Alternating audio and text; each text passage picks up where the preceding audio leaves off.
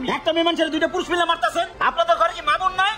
জানেন ও কত বড় কাজ লাগেনি? দুজনের জীবন নষ্ট তো করছে, ও আরেকজনের জীবনে ছিনিমিনি খেলছে। কি করছে কোন তো শুনি? শুনুন তাহলে। একটা নিপুরে ফোন দেই।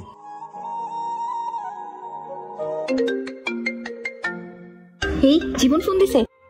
হ্যাঁ শোনা বলো। হ্যাঁ বেবি কি করতেছো? এই তো বাসায়। বাসা তো খালি না? আচ্ছা আমি রাতে আসতেছি। আসবা? আচ্ছা আসো। আচ্ছা ঠিক আছে, তাহলে কিন্তু আমি আসতেছি। আচ্ছা ঠিক আছে আসো। হ্যাঁ শোনো। এই হ্যালো হ্যালো। এমন আবার কে কল দিল? আলমগীর ফোন দিছে। আচ্ছা শোনো রাখো, আমার বাবা একটু কল দিছে। এই শোনো তাহলে আমি কিন্তু রাতে আসতেছি। আচ্ছা আচ্ছা ঠিক আছে বেবি, লাভ ইউ। হ্যাঁ আলমগীর বলো। কেমন আছো তুমি? হ্যাঁ ভালো আছি।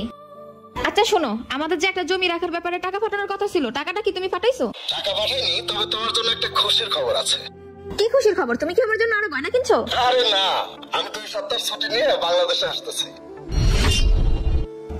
দেশে আসবো? হ্যাঁ সোনা। আচ্ছা ঠিক আছে আসো। দেশে আসার আর সময় পাইলো না। এই যে পড়াটা ভালো করে পড়ো, ঠিক আছে? দেখি নিপুর একটা ফোন দেই। এখন আবার কে কল দিল? শামিম ফোন দিছে। হ্যাঁ শামিম শোনা বলো। হ্যাঁ নিপু, ভালো আছো? এই তো ভালো আছি। আচ্ছা শোনো, আজ বিকালে একটু জরুরি দেখা করো তো। আচ্ছা বিকালে না? হ্যাঁ শোনো। আচ্ছা ঠিক আছে। ওকে।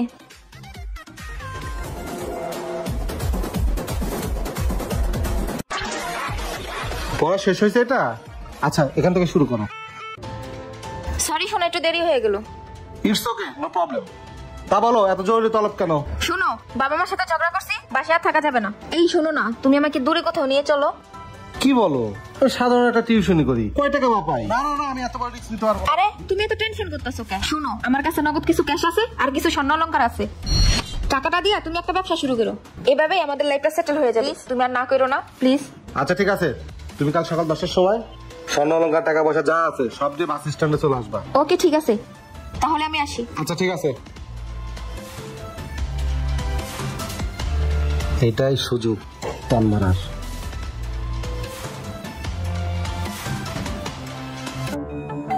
কলিং বেল বাজাই কে?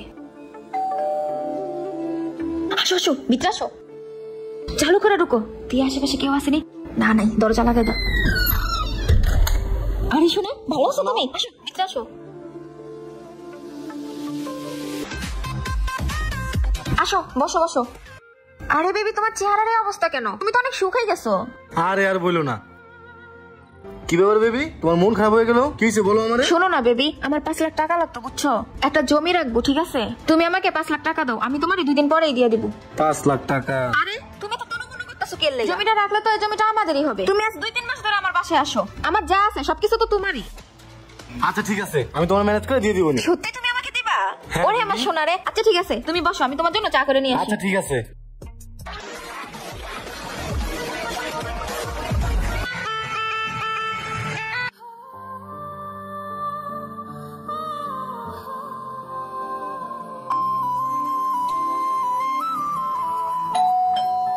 বাড়িঘর দেখি আগের মতোই আছে। ও আচ্ছা আচ্ছা, একটু দাঁড়ান। এই নাও তোমার টাকাটা। আসসালামু আলাইকুম স্যার। ওয়ালাইকুম আসসালাম। এতক্ষণ হয়ে গেল কোনো সারা শব্দ নাই, কি ব্যাপার? দরজা খুলছে না কেন? নিপু, এই নিপু, এই কি ব্যাপার? দরজা দেখি খোলা।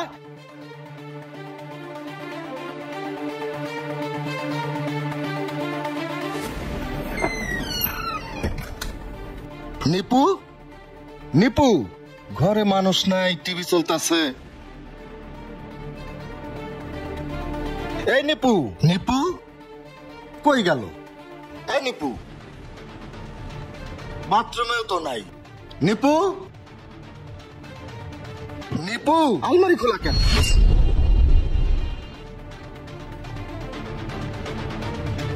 কি ব্যাপার? সবকিছু এলোমেলো কেন?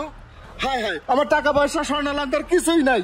নিপু, এই নিপু, হায় হায়, আমার ঘরে টাকা দিয়ে গেছে রে। এখন আমি কি করবো রে? এই সময় কলিং বেল বাজাই কে? এই মনে হয় নিপু আসছে। নিপু,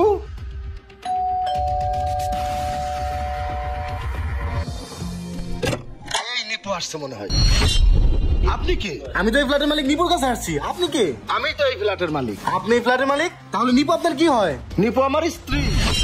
কি বলেন? ও তো গতকালকে আমার কাছ থেকে 5 লাখ টাকা নিয়েছিল, আজকে দিয়ে দেওয়ার কথা। ওর ফোন নাম্বারটা আমার সব বন্ধ। ভাই সত্যি করে বলেন তো ওর সাথে আপনার কি সম্পর্ক? ভাই আসলে আমি তো জানতাম না ওর হাজবেন্ড আছে, আমি ওরে ভালোবাসতাম, ও আমারে ভালোবাসতো। ভাই আমি বিদেশ থেকে আইসা দেখি আমার ঘরের স্বর্ণালঙ্কার টাকা পয়সা কিছুই নাই। আমার মনে হয় এইসব ওই নিয়ে পালাইছে। ভাই ওই আপনারা আমারে দুইজনরেই মনে হয় ঠকাইছে। লন দুইজন মিলেই ওরে খুঁজি।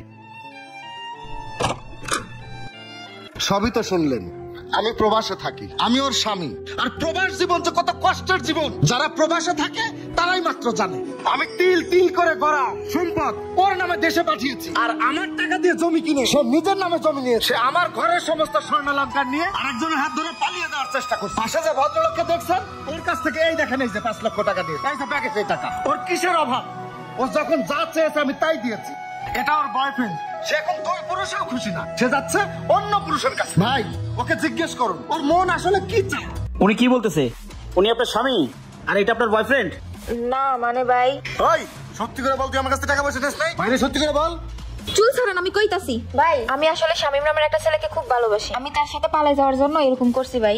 আপনি আসলে ভালোবাসার মানেই বোঝেন নাই। এত সুন্দর স্বামীর সংসার ছেড়ে আপনি চলে এসেছেন, আপনি কোনো জায়গায় সুখী না। ভাই এদের মতো কাল লাগানিতে দ্বিতীয়বার বিশ্বাস করা ঠিক হবে না। ওনারে ওনার মতো ছেড়ে দেন। এই দেন ব্যাগ দেন। ধরেন ভাই চলেন। এই ভিডিও বানানোর একটু উদ্দেশ্য, যারা প্রবাসে থাকেন তাদের তো কষ্টের টাকা দেশে পাঠাচ্ছেন, আর যাকে বিশ্বাস করে পাঠাচ্ছেন তার থেকে ভালোভাবে খোঁজ দিয়ে তারপরে পাঠাবেন, যেন আপনার কষ্টের করা সম্পদ অন্য কেউ ভোগ না করতে পারে। ভিডিওটি ভালো লাগে লাইক কমেন্ট শেয়ার দিয়ে পাশে থাকবেন। ধন্যবাদ। আর সকল প্রবাসী ভাইদেরকে জানাই হাজার সালাম।